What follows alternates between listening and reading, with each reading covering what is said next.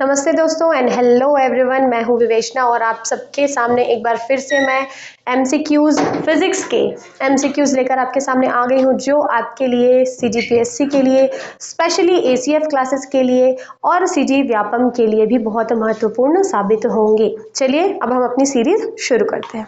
चलिए देखिए, पहला क्वेश्चन क्या है? एम्पियर मापने की इकाई है। ठीक है, तो देखते हैं ऑप्शंस।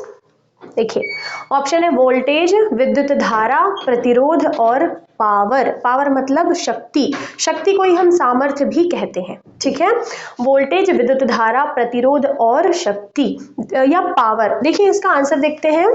एम्पियर, एम्पियर जो है विद्युत धारा मापने की इकाई है। ठीक है, देखिए एम्पियर विद्युत धारा मापने की इकाई है। यदि किसी चालक तार में एम्पियर की धारा प्रवाहित हो रही है, इसका अर्थ है कि तार में प्रति सेकंड, अभी मैं आपको यह नहीं बताती हूं कि कितने इलेक्ट्रॉन, सिर्फ यह समझिए तार में प्रति सेकंड एक सिरे से प्रवाहित होते हैं इलेक्ट्रॉन तथा उतने ही इलेक्ट्रॉन प्रति सेकंड दूसरे सिरे से बाहर निकल जाते हैं। मतलब जितने इलेक्ट्रॉन एक सिरे से जिस समय में जाएंगे, उतने ही इलेक्ट्रॉन दूसरे सिरे से उस समय में निकल आते हैं। और उनकी ये देखिए, उनका मान क्या होता है?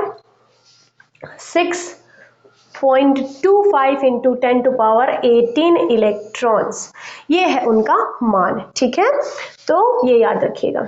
अगला क्वेश्चन देखिए, अगला क्वेश्चन है मेगावाट बिजली नापने की इकाई है। हमें पता चुका है क्वेश्चन में ही कि मेगावाट क्या है, बिजली मापने की इकाई है। वो आगे क्या कार्य करता है? ऑप्शन देखिए, जो उपभोग की जाती है, मेगावाट जो बिजली नापने की इकाई है वो क्या की जाती है? उपभोग की जाती है, बचत की जाती है, ट्रांसमिशन में ह्रास हो जाती है या उत्पादित की जाती है।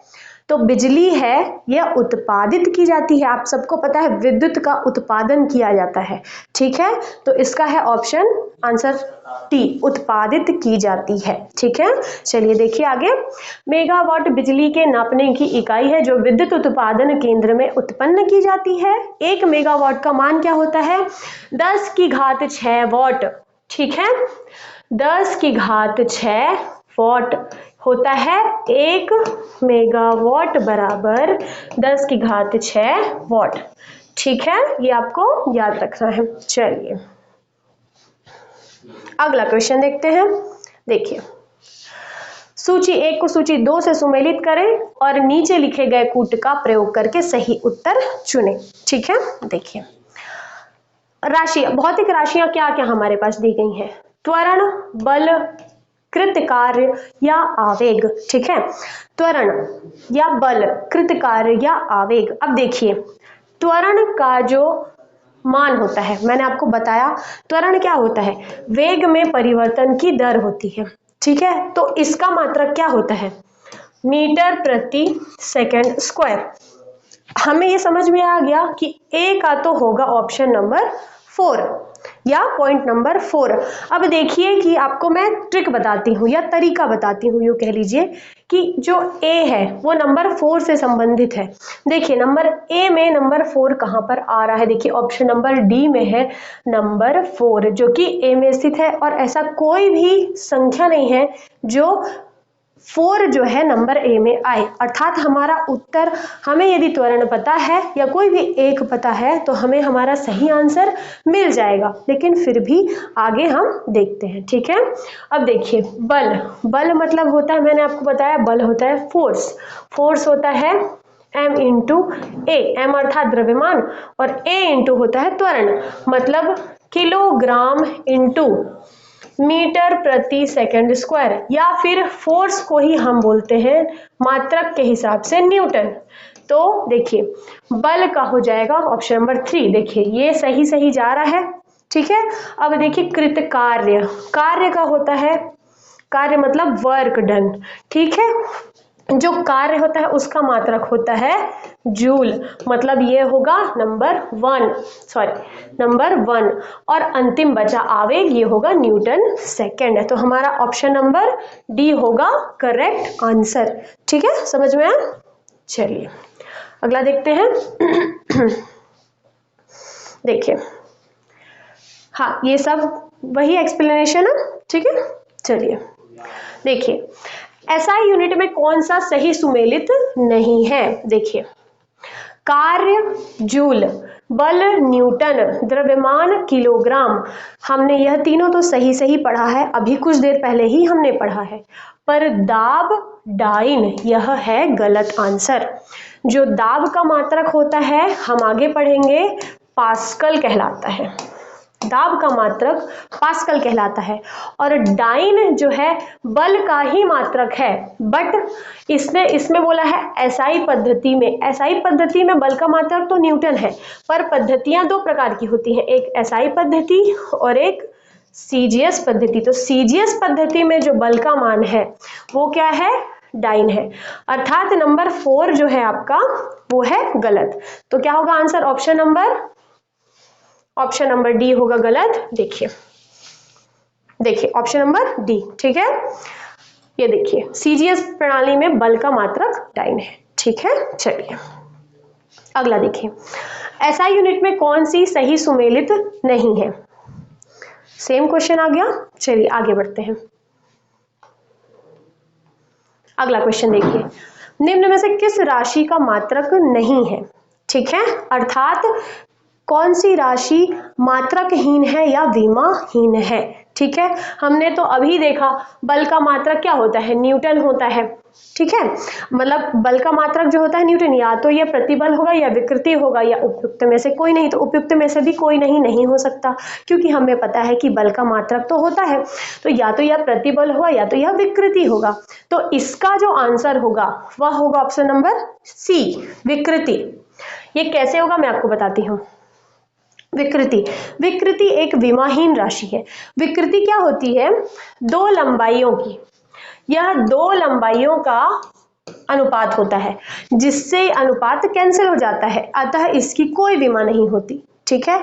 लंबाई में परिवर्तन की दर बटे प्रारंभिक लंबाई विकृति का सूत्र होता है। खैर ये सब जानना अभी आपके लिए उतना जरूरी नहीं है, बट फिर भी लंबाई में परिवर्तन की दर बटे प्रारंभिक लंबाई, जिससे लंबाई से लंबाई का कैंसिलेशन हो जाता है, अतः विकृति जो है विमाहीन राशि के रूप में बाहर आती है। तो हमारा आंसर क्या हो जाएगा, ऑप्शन नंबर सी, ठीक है। चलिए आगे बढ़ते हैं। देखिए अगला क्वेश्चन, 1 माइक्रोन लंबाई प्रदर्शित करता है, अर्थात 1 माइक्रोन की लंबाई कितनी होती है। देखिए 10 की घात -6 सेंटीमीटर, 10 की घात -4 सेंटीमीटर, 1 मिलीमीटर या 1 मीटर। तो इसका आंसर है 10 की घात -4 सेंटीमीटर, ठीक है। देखिए बताती हूँ मैं आपको, 1 माइक्रोन 10 की घात -6 मीटर होता है, ठीक है। लंबाई प्रदर्शित करता है, इसे म्यू से प्रदर्शित करते हैं, इसे हम म्यू कहते हैं, ठीक है। म्यू से प्रदर्शित करते हैं। देखिए 1 माइक्रोन 0.00001, 5 बार जीरो मैंने बोला, ठीक है, मीटर। यदि इस मीटर को हमें सेंटीमीटर में बदलना हो तो 1 मीटर बराबर 100 सेंटीमीटर होता है। अतः यहां से हमें 2 शून्य गायब करने होंगे, 1 और ये 2 बचे 3, ठीक है। तो देखिए 0.12330 सेंटीमीटर, ठीक है। यदि 0.0001 को हमें ऐसा लिखना हो तो दशमलव के बाद जितनी संख्या होती है उतना शून्य लगाते हैं। 1 और 4 संख्याएं हैं, 1 2 3 4, ठीक है। अगर इससे हमें ऊपर भेजना हो तो यह होगा 10 की घात -4 सेंटीमीटर, ठीक है। तो हमारा आंसर क्या होगा, 10 की घात -4 सेंटीमीटर, ठीक है। चलिए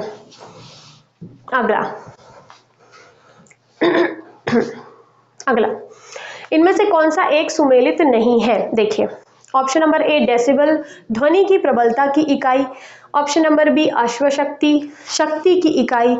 ऑप्शन नंबर सी समुद्री मील नौ संचालन में दूरी की इकाई, या फिर डी सेल्सियस ऊष्मा की इकाई, ठीक है। देखिए मैं आपको बताती हूँ, ये बिल्कुल सही है, डेसिबल। मैंने अभी आपको बताया ध्वनि की प्रबलता हम डेसिबल में मापते हैं, मैंने आपको बताया डेसिबल में ही हम ध्वनि की प्रबलता मापते हैं। अश्वशक्ति को बोलते हैं हॉर्स पावर, यह शक्ति की ही इकाई है। और एक मान आपको बता दूं, 1 horse power is equal to 746 watt होता है। ये आप एडिशनल ऐड करके रख लीजिए।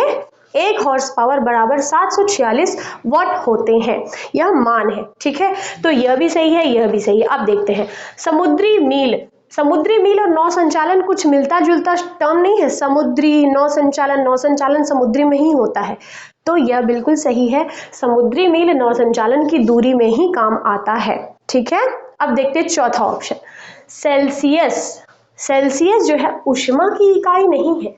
सेल्सियस जो है ताप की इकाई है, और ताप और उष्मा में अंतर होता है। ठीक है, उष्मा क्या कहलाती है? उष्मा जो है तापांतर को दर्शाती है, और सेल्सियस किसकी इकाई है? ताप की, टेम्परेचर की इकाई है। तो यह आंसर होगा गलत, पर इस ऑप्शन के लिए यह आंसर हमारा सही होगा। ठीक है, चलिए देखते हैं। देखिए ऑप्शन नंबर डी सही है। अब आगे देखते हैं। सेल्सियस ताप को मापने का मात्रक है, उष्मा का मात्रक कैलोरी होता है, और ये देखिए एक अश्व शक्ति 746 वॉट के समतुल्य होता है। ध्वनि की प्रबलता डेसिबल में मापते हैं, ये आप इस पीडीएफ में देख सकते हैं और अच्छी तरीके से। अगला क्वेश्चन, निम्नलिखित में से कौन सी एक उष्मा की इकाई नहीं है? ठीक है, ऑप्शन देखते हैं। Calorie, kilo calorie, kilo joule और वॉट। ये आपको बच्चों मैंने अभी ही बताया कुछ देर पहले कि वॉट किसका मात्रक होता है? पावर का। पावर क्या होती है? शक्ति। तो मतलब हमारा आंसर क्या होगा? Option number D.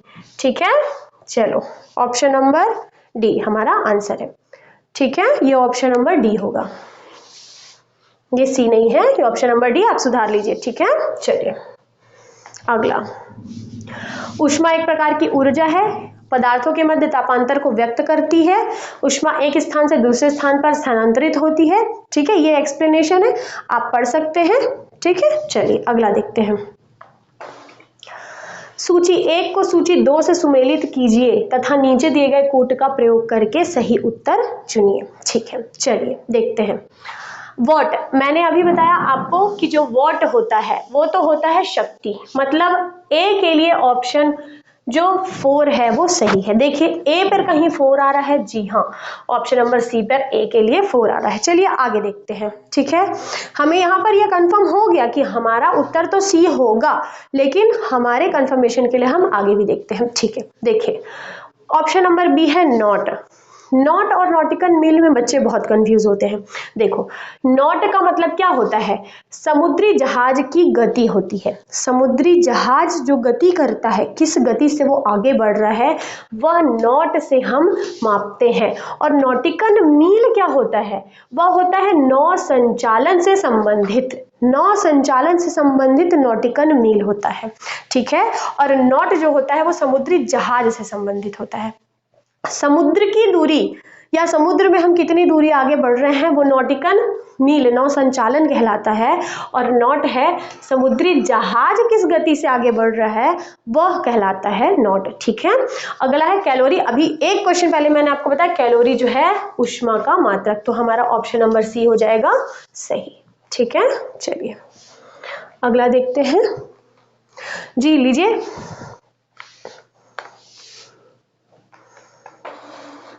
हमारा हाँ, शक्ति का मात्रक होता है जूल प्रति सेकंड, जिसे वॉट से दर्शाते हैं। नॉट समुद्री जहाज की गति, जो मैंने आपको बताया।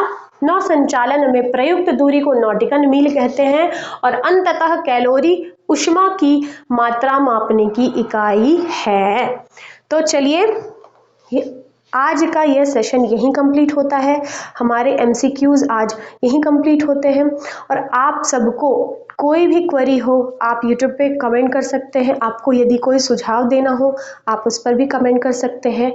ठीक है, और यदि आपको इस हमारे एमसीक्यूज की पीडीएफ चाहिए तो नीचे टेलीग्राम का लिंक दिया हुआ है, आप उस पर जाइए और टेलीग्राम चैनल ज्वाइन कीजिए। साथ ही साथ यदि आपको किसी भी प्रकार का टेस्ट सीरीज सीजीपीएससी एसीएफ से रिलेटेड या सीजीपीएससी प्री से रिलेटेड या फिर व्यापम से रिलेटेड कोई टेस्ट सीरीज हो, कोई क्लास हो, कोई कोर्स हो, यदि ज्वाइन करना हो तो हमारे एनालाइजर ऐप को डाउनलोड कीजिए और उसके माध्यम से बहुत सारी जानकारियां प्राप्त कीजिए। मैं विवेशना आपसे विदा लेती हूँ, फिर मिलेंगे दोबारा नेक्स्ट सेशन में। Thank you.